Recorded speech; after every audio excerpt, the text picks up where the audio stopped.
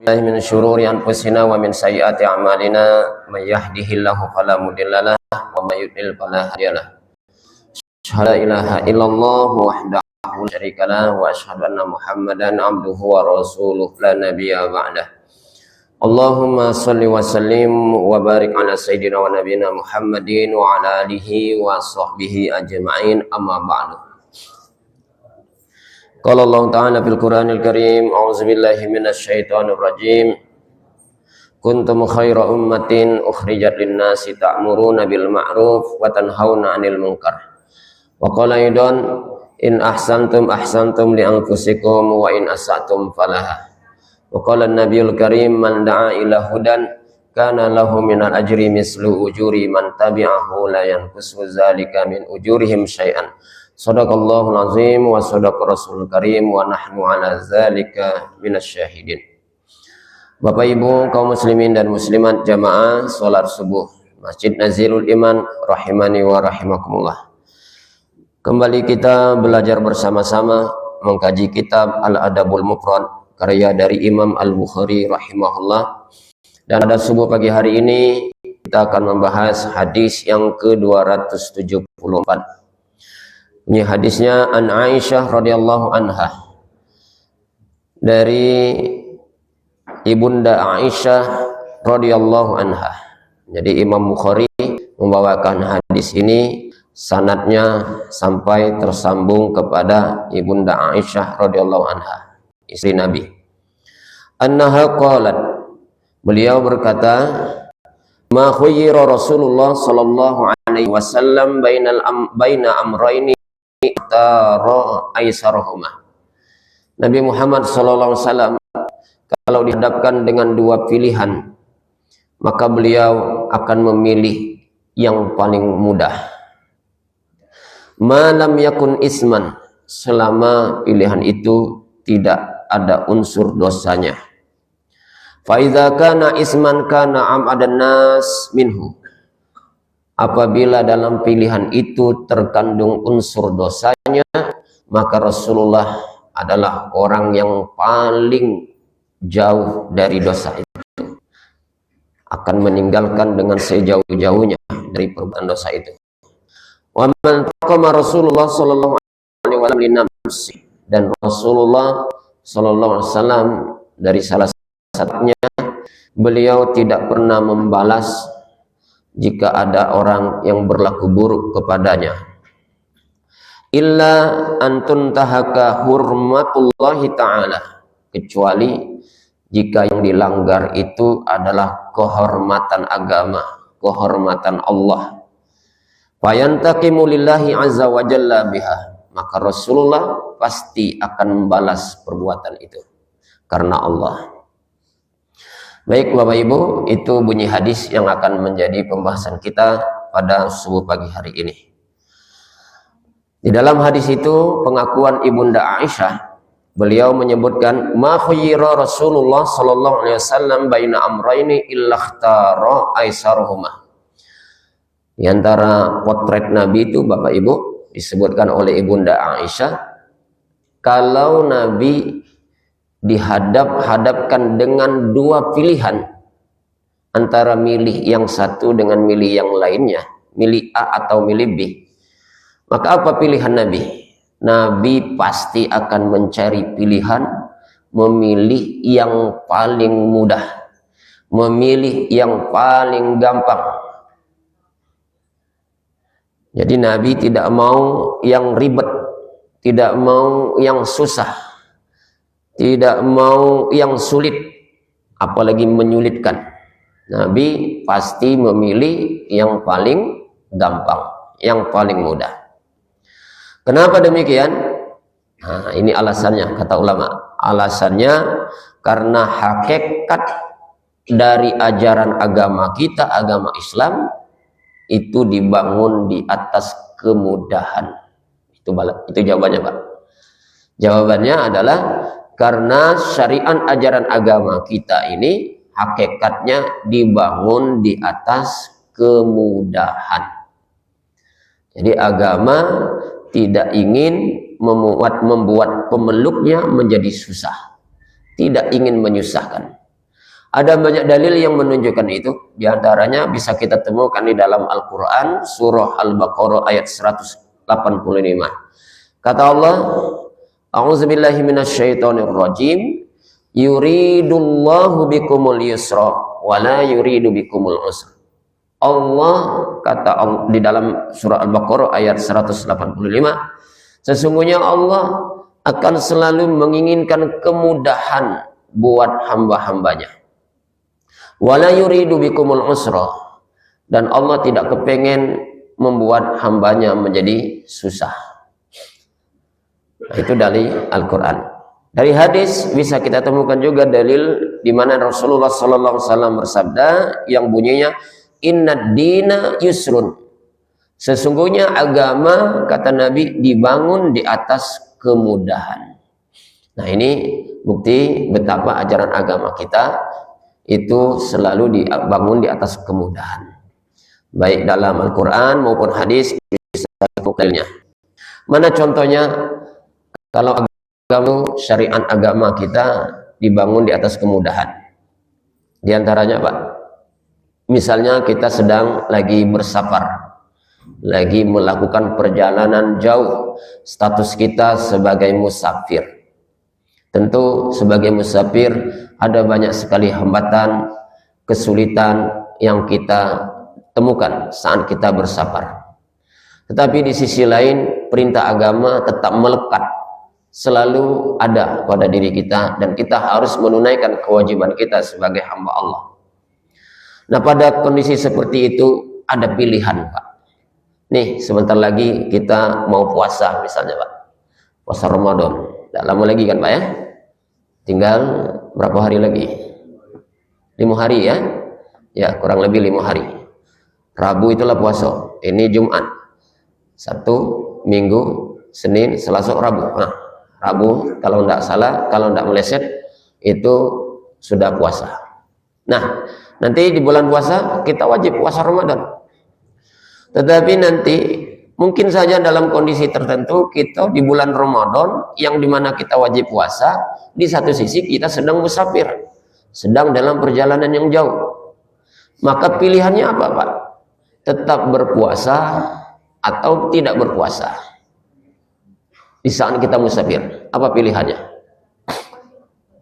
Kalau dihadapkan dua pilihan itu, maka yang paling gampang apa? Yang paling memudahkan kita apa? Tidak puasa. Kita lagi musafir Pak. Di satu sisi kitanya sedang berada di bulan Ramadan, dan puasa Ramadan itu hukumnya wajib. Tapi kita sekarang sedang musafir, maka berada dalam pilihan ini Pak. Tetap kita puasa Ramadan karena berada di bulan Ramadan, atau kita tidak berpuasa dengan alasan sekarang sedang musafir. Nah, berarti berada dalam pilihan ini Pak. Nah, kalau dihadapkan pada pilihan seperti ini, maka lihat mana yang paling gampang buat kita, yang tidak menyusahkan buat kita. Berdasarkan hadis Nabi tadi, maka pilihan yang paling gampang yang harus dipilih apa? Tidak berpuasa. Tapi tetap nanti wajib kodok di waktu yang lain, di bulan yang akan datang. Nah, ini berapa agama memberikan solusi, jalan keluar untuk memudahkan kita. Boleh kita tidak berpuasa. Karena itulah bapak-bapak, ibu-ibu, ada hadis Nabi yang berbunyi, kata Nabi, innallaha yuhibbu an tu'ti rukhsahu kama yakrahu an tu'ti ma'siyatahu. Di dalam hadis Nabi menyebutkan, sesungguhnya Allah Subhanahu wa ta'ala sangat suka dengan hambanya yang mau memanfaatkan rukhsah, yang mau memanfaatkan dispensasi, yang mau memanfaatkan pengecualian, keringanan yang diberikan oleh Allah. Nih bulan Ramadan kita suruh puasa, ya, tapi kitanya sedang musafir. Pilihannya apa? Allah memberikan keringanan, boleh tidak berpuasa sedang musafir.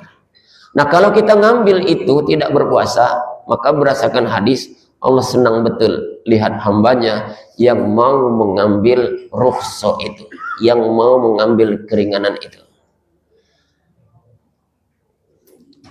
Bapak Ibu jamaah rahimani wa rahimakumullah. Saya punya pengalaman pribadi, Pak. Sekitar 1 tahun yang lalu pernah ke Palembang sekeluarga. Ada hajatan keluarga di Palembang.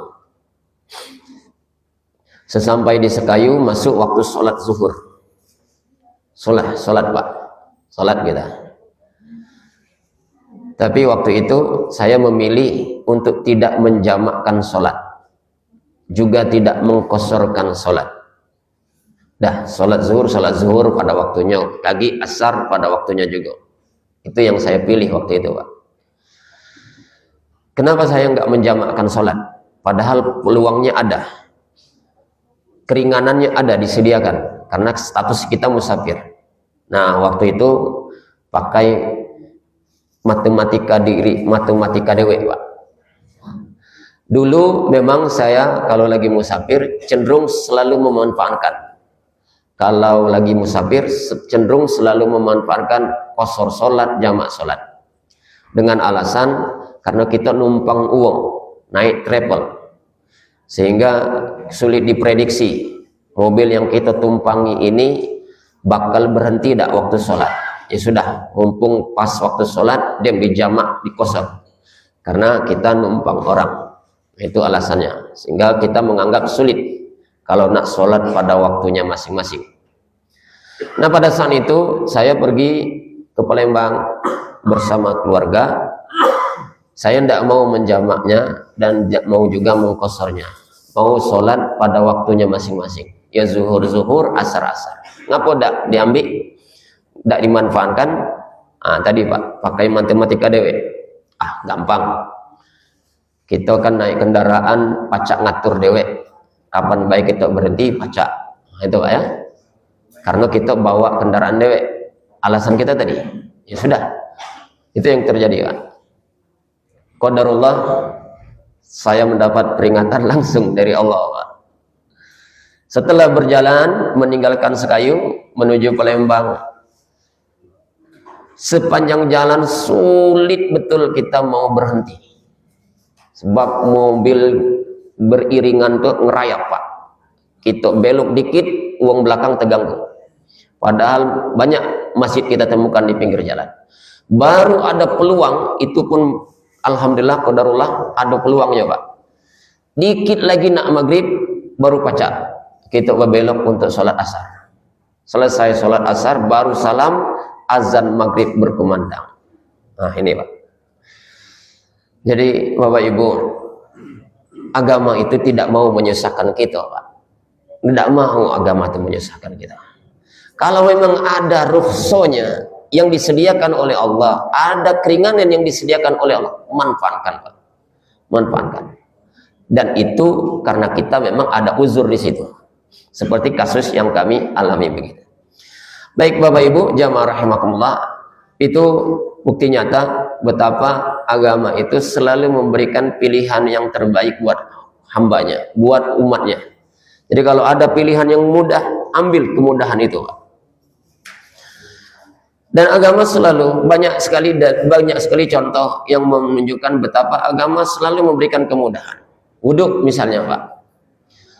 Kita mau sholat, tidak baca, tidak harus wudhu, wajib. Syarat sahnya sholat, kita harus suci dari hadas. Di antaranya cara mensucikan diri, berwudhu. Ternyata dalam kondisi tertentu, kitanya tidak bisa berwudhu. Nah, agama tetap memberikan solusi. Pilihan kemudahan apa? Disuruh apa, Pak? Bertayamum. Sudah tayamumnya dikasih solusi mudah, pelaksanaan tayamumnya juga mudah, Pak. Coba lihat. Wudhu berapa yang harus dibasuh, Pak? Yang wajib dibasuh. Muka, tangan, kepala, kaki. Yang wajib, Pak, yang wajib. Muka, tangan, kepala, kaki. Yang wajib ya. 4.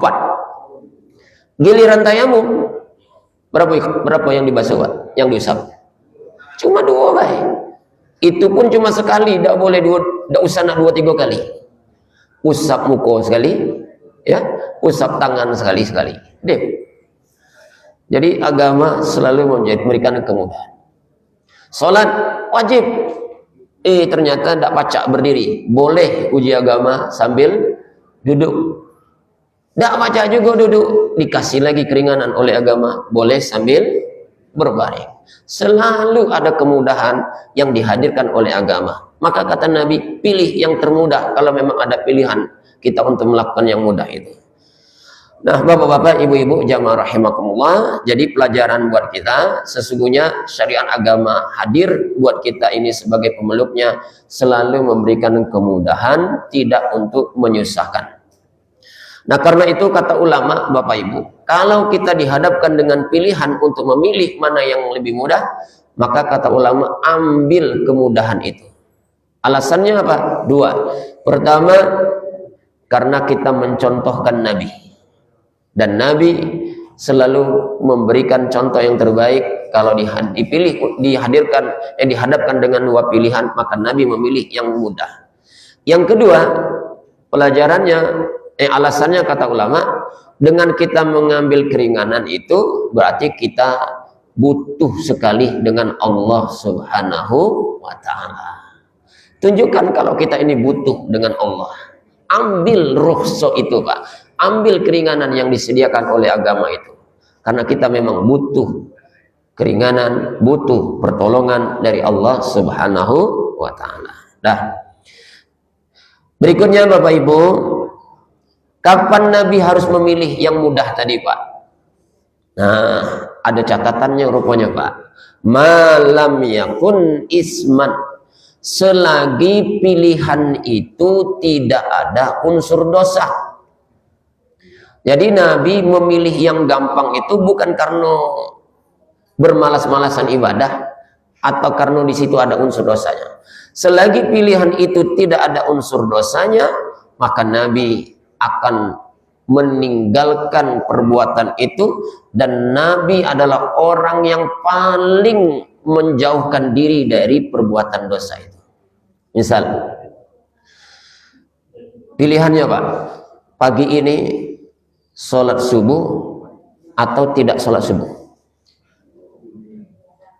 Pilihannya, kita disuruh, ayo dihadapkan dua pilihan pagi ini, sholat subuh atau tidak sholat subuh. Yang mana yang dipilih? Kalau nak gampang, tidak usah sholat, nak milih yang gampang. Kenapa? Karena kalau sholat berat, lawan ngantuknya, ya Pak, lawan dinginnya, lawan malasnya, berat. Nak sholat itu berat. Nak gampangnya apa? Tidak usah sholat. Tapi kalau milih tidak sholat, itu dosa. Nah, Nabi berlepas diri, tidak akan pernah mau memilih pilihan yang kalau pilihan itu ada unsur dosanya. Nah, gitu Pak. Jadi Nabi tetap ada batasannya, ada rambu-rambunya. Memilih yang gampang itu bukan karena menghindari perintah agama. Nabi tetap saja memilih sesuatu selagi pilihan itu tidak ada unsur dosa, tidak ada unsur maksiat. Maka pelajaran berharga buat kita apa Pak? Tidak boleh ada kata kompromi dengan perkara yang berbau dosa. Nah, ini poinnya. Tidak boleh ada kata kompromi jika sesuatu itu mengandung unsur dosanya. Tidak boleh kesulitan atau kesusahan dijadikan pembenaran untuk beralih melakukan yang lebih mudah, walaupun yang mudah itu ada unsur dosanya. Baik Bapak Ibu jamaah rahimani wa rahimakumullah. Berikutnya pengakuan Ibunda Aisyah ini menunjukkan akhlaknya Nabi yang mulia.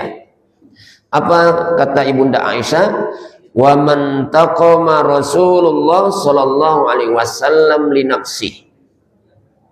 Rasulullah di antara akhlak mulianya, beliau adalah orang yang tidak pernah membalas keburukan orang lain terhadap dirinya kalau menyangkut pribadinya.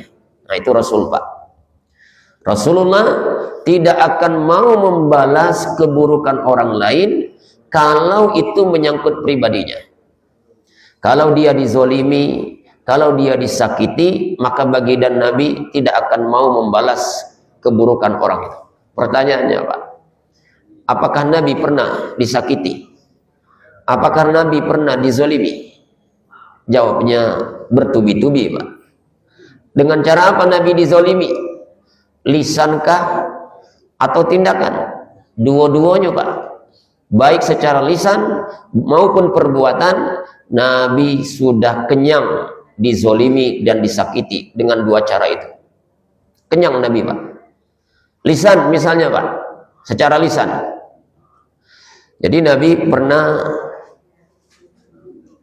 bersamaan dengan istrinya tercinta Ibunda Aisyah. Tiba-tiba berpapasan ada sekelompok orang Yahudi. Berpapasan dengan Nabi, Pak. Dan Nabi bersama dengan Nabi itu ada istrinya yang bernama Aisyah radhiyallahu anha.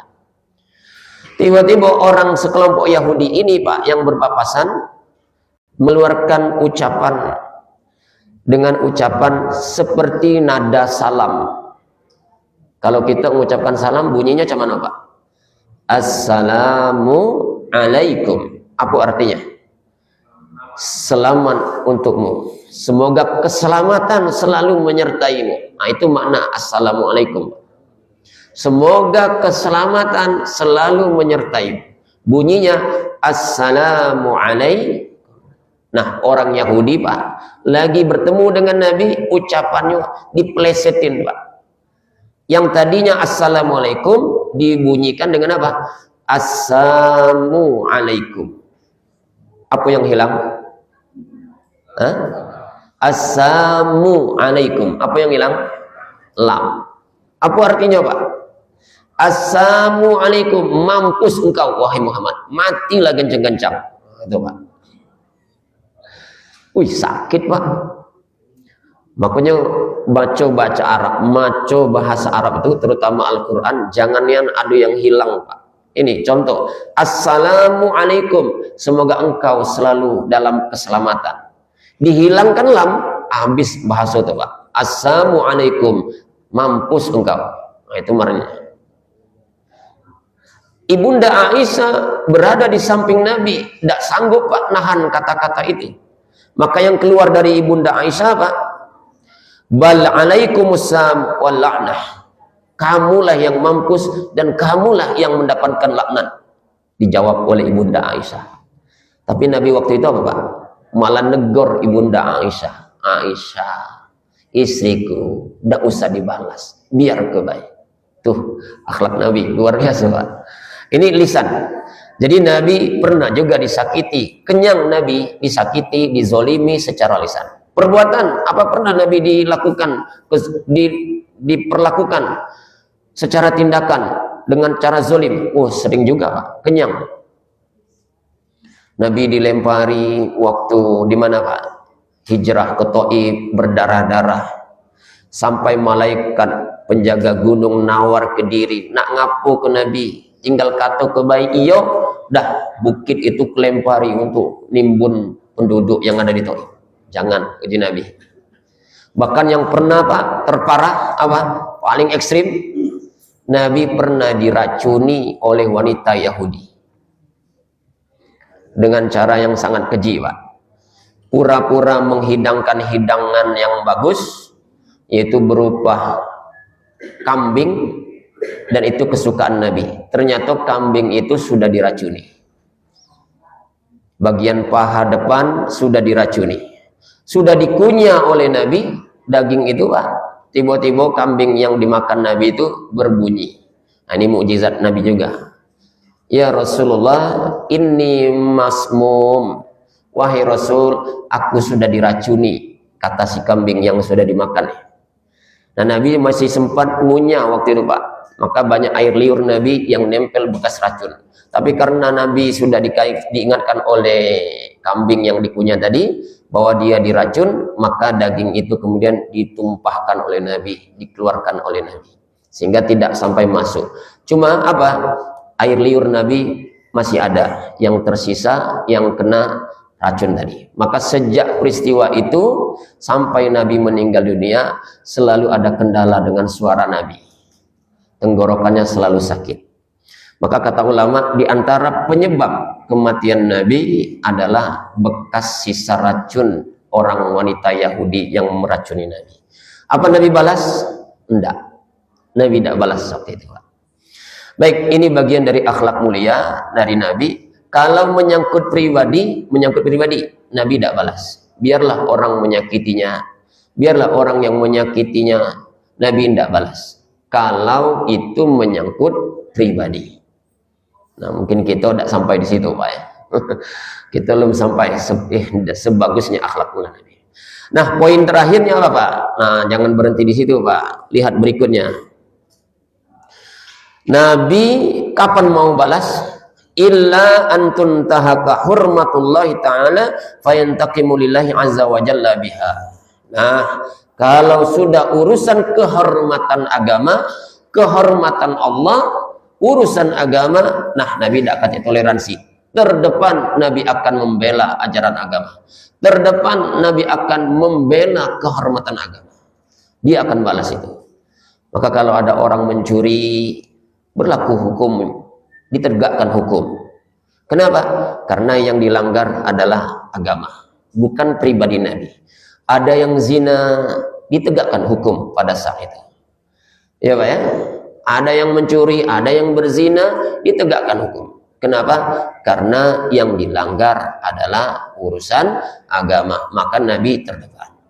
Maka pelajaran buat kita hari ini, Pak, keliru kalau kita ngotot betul hari ini, giliran tokoh agama, tokoh dia, panutan dia, bela mati-matian, tapi giliran agama dicaci, giliran Al-Quran dihina, tidak kati suara. Nah, ini kebalik. Giliran tokoh tertentu dari golongannya, dari ormasnya, kita mati-matian membela, tapi giliran agama yang dihina, kitanya diam. Sebaliknya mestinya apa, Pak?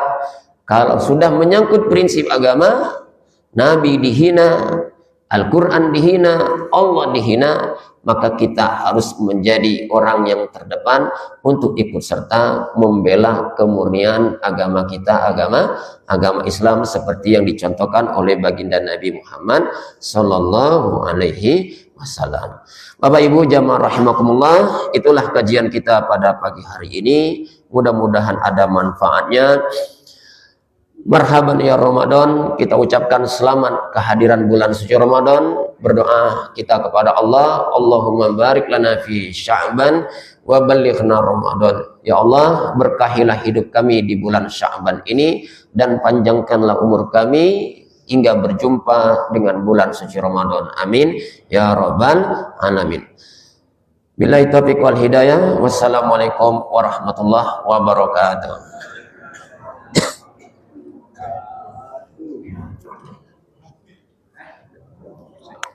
Oh, ya Pak.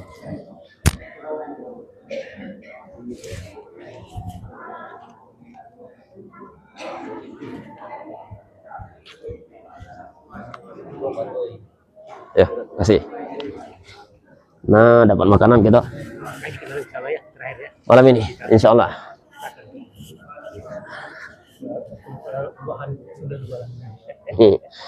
Insya Allah Pak ya, lagi ku kabari Pak ya.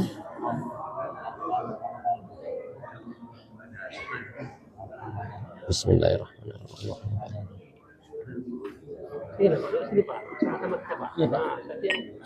Oh, makasih Pak, makasih banyak. Awak?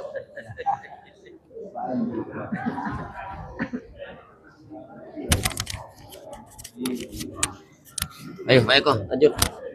Anak lah balik. Senang ya, anak. Lakukan berapa sekarang?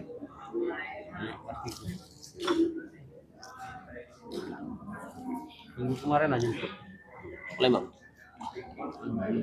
Kalau kami yang lanang tuh, kami tunggu di ini apa namanya, di Masjid Agung jam 2.03 kalau salah baru datang.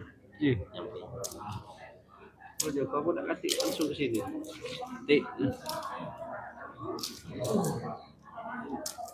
Oh, anak saya anak mau kalau dulu. Anak ya. Di Singkut bisa. Jadi Serulangun Rawas. Kenapa? Nabila tuh ya? Yo, saya Nabila. Belum, tak libur kami Pak. Anaknya beda-beda kan. Liburnya kaki tengah Ramadan.